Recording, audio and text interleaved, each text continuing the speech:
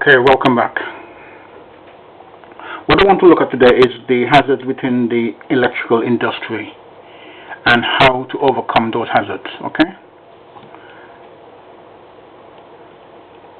Now again, remember this is level 3, 2357, 5357. Okay?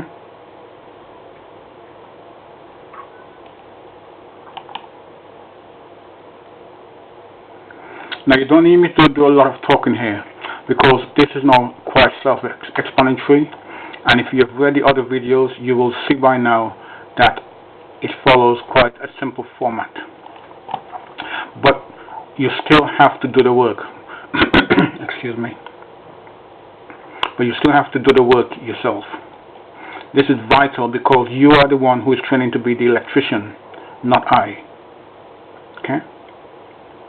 And there is no shortcut to this. You must again remember that you are responsible for any work that you do, legally responsible. You must comply with the IE regs at that present point in time, whichever edition is applicable. We are now presently dealing with the 18th edition, okay?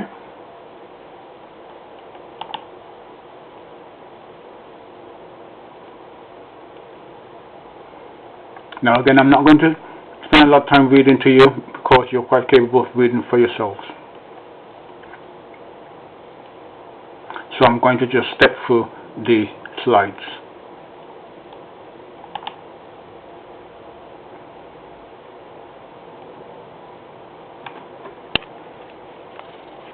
Sorry.